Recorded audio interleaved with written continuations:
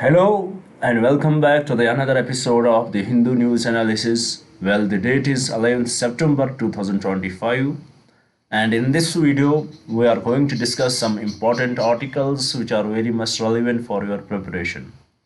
But before we'll start our discussion, I would like to give you the idea how we are going to discuss these articles so that you will get more comfortable with the video. First of all, with respect to every article, we'll try to understand the summary of it so that we will get the basic idea about the article, what does the author want to convey us, and what is the discussion about. Second, we will look into the key points of the article which could be very much important for you. These are the points from where you can be asked the prelims questions, as well as these are the topics from where you can be asked the relevant mains questions. So these key points are the major major thing in it. It is the major thing in it, and it is something which we need to focus on. Then the third, we'll look into the possible prelims or mains question which can be framed from these articles. So this is what we are going to have. This is the approach which we are going to have with respect to every article. Now let's start our discussion without any delay. First, let me rub this here. As you can see on the screen, the article is basically about India-Sri Lanka's relation, which sometimes are very tainted because of few issues. One is the Kachathyu Island, and another is the Park Strait dispute, which is basically related to fishing. So what is the issue here? The article highlights that often it is the misconception that the Kachathyu Island, which was given away to the Sri Lanka in 70s, that because of that it led to these disputes. But in reality, the issue is something different. In reality, the issue is bottom trawling. The issue is bottom trawling, which the fishermen from India are doing in these waters, and in a way they are depleting the ecosystem, they are depleting the resources in the marine ecosystem there. So this is the issue which is highlighted in the article, and what here article suggests few measures which can be taken by which we can solve these issues, and also it puts some light on the Kachathyu Island, as it was the best way, it was in the best way it was given to Sri Lanka. So this is basically the crux of this article which is given in here.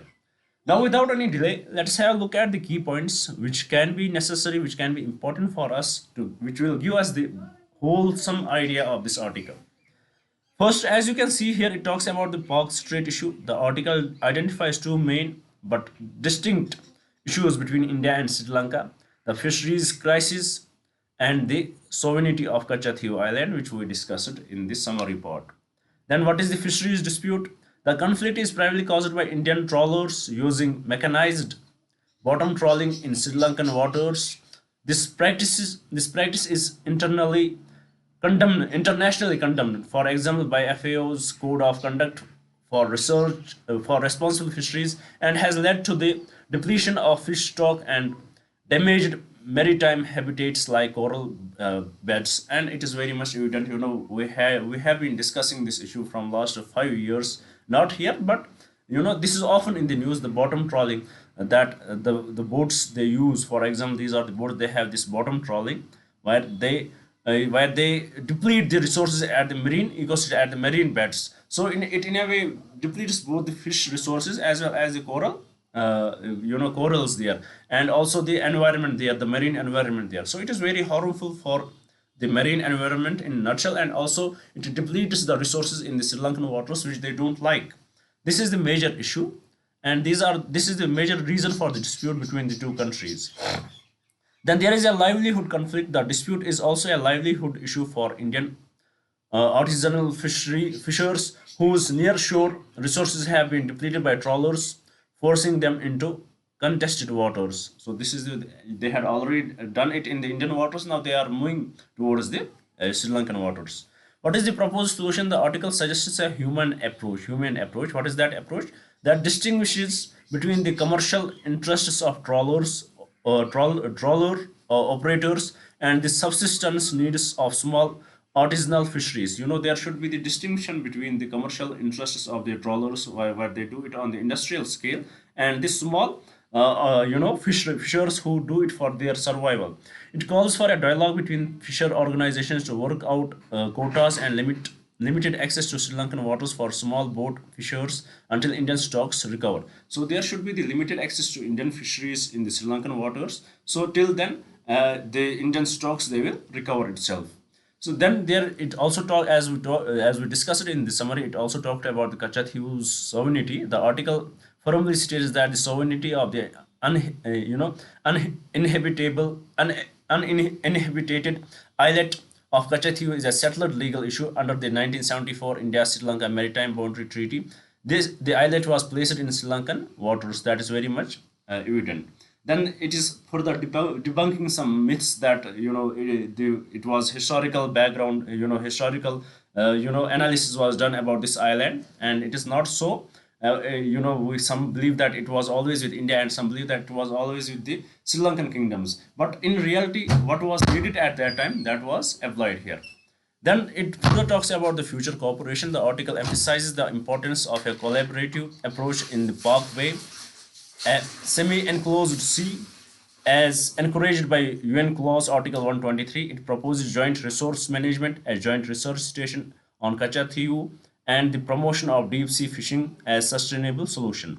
So this is what exactly the article highlights. As we discussed, it talks about the Kachathiu Island issue. It talks about the bottom trawlers, and it in a way debunks the myth that it is all the whole conflict revolves around the Kachathiu Island, which is not the reality. Actually, the conflict is with respect to the bottom trawling, which impacts the both marine ecosystem in Indian waters as well as in the Sri Lankan waters. This is the exact issue which should be sorted by the cooperation between the two countries. So, in this regard, let's see what kind of question can we expect from this article. Let's have a look at it. Here, the question says the article discusses India Sri Lanka fisheries dispute in the Park Strait. It states that the problem is exacerbated by a destructive fishing practices used by Indian vessels. What is this practice called? Definitely bottom trawling. This kind of question you can expect, and there had been questions asked about the bottom trawling in previous exams too, but it can still be asked. But the question will not start with the article discusses. You have to be. It is something very much evident and something very much understood. So here, why I'm giving it in this language, so that it will give the comprehension ideas too. You will know how to read by within the lines, and you will develop this habit as well as you will get the required knowledge. So with this, I hope you had understood the article, you had understood these key points, and you had understood the question. Now let's move to the another article. But before we'll move to the another article, I would like to take a minute here and give you the brief introduction about the initiative, so that if you are new to our channel, you will get more connected with us, and maybe you will subscribe. So what is this initiative? The initiative we started from June 2nd, 2025, and the name is Target IAS 2026. Under this initiative, I promised you every day I'm going to upload 2 videos here. First, in the morning session, where we will discuss the current affairs or the news analysis, whatever you call it. We will discuss everything what is required for you, which is in the newspapers. We will try to break this down, and we will try to frame the possible prelims or mains questions, which we do every day, and that is very much evident from this video. And second, in the evening session, where we will discuss the static syllabus of yours, and here I promised you by the month of Jan 2026, I will complete your full syllabus, whatever is required for you to clear the exam, whether it would be related to prelims or mains. But the only exception is that I'm not going to cover the optional subjects here. That is the only exception. And here I told you, here we started with Indian polity, which we had already completed, then governance completed. Now we are discussing the Indian history already. We had completed 10 lectures of Indian ancient history. We are about to complete the ancient history too. And also I stated when we started these discussions, I told you that it is not enough for you just to listen to these lectures. These lectures will give you the idea, but you need something to read from, and where from you can read. You will have the standard books, but these books don't talk with you. They don't tell you this is important for your exam. If you want to read from them, that's fine. That's your discretion. But if you want to obey me, and if you want to trust our initiative, what you should do, we had prepared already the comprehensive notes for Indian polity and governance, and they are available now. If you want to get access to it, you will have to mail me at Salvation, UPSC, gmail.com, and you will be told to pay only 200 rupees for this book, which is a comprehensive book which I had wrote in 1100, more than 1100 pages. Trust me on that. There is no topic which you will not which you will miss, which is important for you and you will miss from this book. There is no such topic. And one thing great about this book is that after every concept or after every topic we had we had brought up a possible prelims or mains question which will give you the idea how this topic is important for you. So if you want to get access to it, please do mail me at salvation upsc 136 at the rate gmail.com, and you will be told to pay only 200 rupees. This is the minimum amount which you can contribute to this initiative. Now let's move to the another slide, and let's see what article it is. Well, it is talking about the political instability in Nepal. Political instability in Nepal. Well, it seems very much, as it started a week ago, after the banning of social media in Nepal, the full ban on social media in Nepal. Then the Gen Z protests started, and unfortunately the authorities in Nepal, they could not handle it, and there were killings also. More than 20 people, people died in this protest, and it spread so fast and it was so vigorous. It was so volatile. It was so violent that they damaged the parliament, they damaged the Supreme Court, and they damaged the residences of these people. And they claimed that these political class, they are living the elite life, and the people who are serving who are giving them the taxes, they are living very unfortunate life. And this seems the major reason for this conflict. And now, as there were many articles about the Nepal in today's newspaper, and it is very much evident that the army has taken the control there, and it is slowly getting stable there. But the article here highlights that this is not the major issue why there is so much crisis in the Nepal. The article highlights that it is the inequality in the Nepal, inequality and unemployment. These are the two major issues which led to this instability. There is high inequality in the Nepal. There is high income inequality in Nepal, and also the unemployment is very huge. So in this regard, the article gives us some data which we will look into through the key points. Let's have a look at the key points now, and let's see what the article talks about. First, it talks about the political instability since becoming an elected democracy in 1990s. Nepal has seen 30 government changes with no prime minister completing a full term. So this is very unfortunate. The frequent change in leadership is cited as a primary reason for the country's entrenched social inequalities, and this frequent change in political leadership, it has led to the social inequalities in the country. Then what is youth unemployment and inequality? The overall unemployment rate is 12.5%, but it is disproportionately high among youth aged 15 to 24%, reaching 22.7%. So this is very high in this age group, which are basically the Gen Zs. Then the unemployment is highest among the poorest households, which is 17.2%, and those with only basic schooling, it is 18.1%. And also it talks about there is significant urban-rural divide with unemployment exceeding 20% in many rural regions. Then it is remittance economy. The lack of opportunities has led to a massive out-migration of male workers, evidenced by the fact that 1 in 4 male is absent from house and homes, and it is very much evident. Even in India, we would have seen many Nepalis working here. So this out-migration is also one of the reasons that the Nepal as a country is not able to provide them the opportunities. They are not able to provide them the employment which they require. So that is also one of the reason. Then it further talks about the percentage of household receiving remittances has surged from 23.4% in 1995 to 96 to 76.8% in 2022-2023. Then it talks about the remittances now accounts for over 33% of Nepal's GDP, making it fourth most remittance dependent country in the world. And what is the root cause of the problem? The article concludes that the anger of the Gen Z protesters is a culmination of decades of political instability and a failed economic system that has forced them to seek livelihood abroad. So these are the issues which were going in the Nepal: the political instability it is very much evident since 1990 itself, there had been 30 government changes in Nepal, and it has led to the social inequalities and also then the unemployment in the youth and income inequality. It has led to this crisis. So in this regard, what kind of question we can expect in the exam?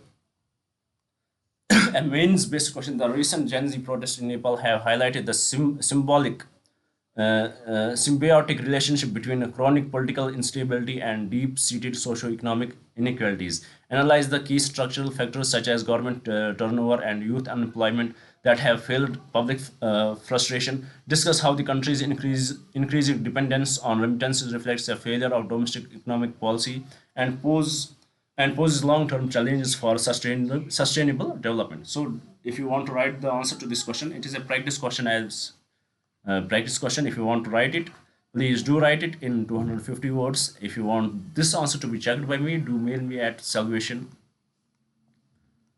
UPSC 136 @gmail.com. Then let's move to the another article here. Let's see what it is about. Well, it is about the GST reforms, which which were the greatest step taken from 3rd September. GST 2.0, where there were slab changes. Earlier we have 5%, 8%, 12%, and 5%, 12%, 18%, and 28%. These were the earlier slabs. Now it had been changed to 5% and 18%. It had made simpler, and the reason highlighted was that it will lead to the consumption and private investment. So this article talks about it, how it will lead to the consumption and private investment, how it is going to help the economy. And let's see what does this article talk about, what are the key points in it. As we had discussed this article many times, so let's directly jump to the key points. Here it talks about the GST 2.0 reforms. The 56th GST Council meeting on September 3, 2025 announced reforms aimed at boosting domestic private consumption and counteracting the impact of US tariffs. You know how the impact of US tariffs which they had imposed on India. To counteract these and also to boost domestic private consumption, these reforms had been brought in. Then rate rationalization. The existing four slabs are 15%, 18%, 12%, 18%, and 28%, has been rationalized into a simple three rate system, which is 5%, 18%, and a new 40% rate slab for a limited number of sin and luxury goods. Then what it will lead to? It will lead to boost. It will boost the consumption. The government expects that the rate cuts on a wide range of goods to supper consumer demand, especially among the middle class. It's projected that the reforms could add 0.5 to 1% to Indian GDP, offsetting the negative effect on the US tariffs. Then what is the countering US tariffs? The reforms are seen as strategic move to sustain India's GDP growth momentum after the US imposed 50% reciprocal punitive tariffs on certain Indian exports, which threatened to reduce India's GDP growth by nearly half a percentage points. Exclusion and mixed messaging. Petrol, liquor, and electricity continue to be excluded from the GST regime due to resistance from states. Then the article highlighted inconsistent policy messaging, such as treating electric vehicles and petrol diesel vehicles differently and taxing popular food items like idlis and dosas while exempting Indian breads. So this has been there. And also insurance sector impact. Premium for health and life insurance have been exempted from GST, which is expected to lower the total cost for policyholders and widen insurance coverage. So this is the nutshell given about the GST reform which had been brought out from 3rd September. We had discussed it many times. It is a little recap of what we had discussed so far. So in this regard, what kind of question we can expect in the exam? Let's have a look at it. Here the question says, the recent GST 2.0 reforms aim to boost domestic consumption and counteract external economic headwinds. Critically analyze the potentials of these reforms to achieve their rate objectives of stimulating the economy and simplifying the tax structure. In your answer, discuss the challenges and inconsistencies that persist in the GST regime, such as the exclusion of certain key sectors and the mixed messaging and rate rationalization. So, in nutshell, write the summary of this article. It will develop the habit of answer writing for you guys. It is leastly you would accept such question in the exam, but on this concept there would be a question. Definitely there would be a question. So start writing answers. It will give you this edge in the exam. So with this, let's move to the another article here. Let's have a look at it. Well, this article talks about the digital platform to preserve tribal art, culture, and culture launched. They had launched a platform, digital platform to preserve tribal art and culture. Let's see what are the key points given in the article. Here, what is the name of the platform? It is Adi Sankriti, a digital platform for tribal art forms and heritage. It has been launched as a beta version by the Union Tribal Affairs Ministry. So this is the ministry which has launched it. You can expect a direct question on it in the prelims. And what is the vision? The vision is to become the world's first digital university to preserve and promote the culture and knowledge of the tribal communities. What are the components? The platform is composed of three parts: Adi Vishwa Vidyalaya, a digital tribal art academy; Adi Sampada, a socio-cultural repository; Adi Hath, a digital marketplace for tribal products. So please do know these, do remember these things. It can be very much important for your prelims exam. Then what is the objective of it? The objective is to provide an online marketplace for the tribal artisans, creating a new digital market for their products and enable livelihoods through direct consumer access. So in this regard, what kind of question you can expect in the exam here? The Adi Shankriti digital platform, recently launched by the Union Tribal Affairs Minister, has three main components. Which of the following is the component that functions as a digital marketplace for tribal artisans? It is Adi Hath, the correct answer. So what you should do, I would request you guys to go through this article again and memorize it, because it is something which is most likely to come in the exam. Then let's move to the last article of today's discussion. Let's see what it is about. Well, the article talks about the Navy strengthens maritime ties with France, Mauritius through joint exercise. So let's see what it is. What does it talk about? Here, naval deployment. The Indian Navy's first training squadron, ITS, comprising INS Tir and ICGS Sarahati, undertook a training deployment in the southwest Indian Ocean. Then, international engagement at Reunion Island, which is a French territory. The Indian ships were engaged to professional interactions with and a passage exercise with the French Navy ships FS Nouveau. So please do remember these ships which were used in this exercise.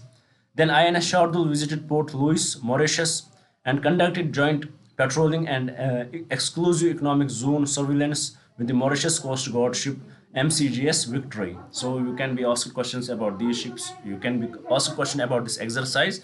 So you need to know about it. Then passage exercise. India's latest indigenous guided missile destroyer INS Surat conducted a passage with the Italian Navy's destroyer INS Caio Duilio in the North Arabian Sea. The exercise involved complex tactical maneuvers and cross-deck helicopter landing. Then what is this strategic alignment? The Indian Navy stated that these port calls and joint exercise align with India's vision of Mahasagar and its role in strengthening maritime security and friendship in the Indian Ocean region. So this article is very much important. It is full of data, what were the ships used, what is the relation going on. So you need to know the name of the ships, what is this Reunion Island, under which territory does it come. So you need to know everything about it. What were the ships used by by the French, what were the ships used by the Mauritius, what were the ships used by Italy. You need to know about it. So in this regard, let's see what kind of question you can expect.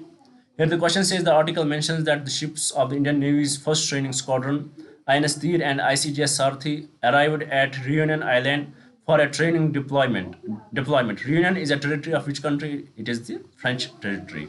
So with this, I hope you had understood the question. You are aware of the article. Now with this, I would like to conclude my discussion here. I hope everything is sorted out. I hope there is no confusion. And if you want to get, I would request a few things here. First of all, if you are if you have time, then I would tell you to make your own notes,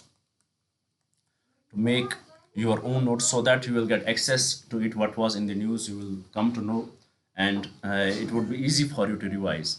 And if you don't have the time to make your own notes and you are very much busy in doing nothing, then what you should do, you should mail me at salvation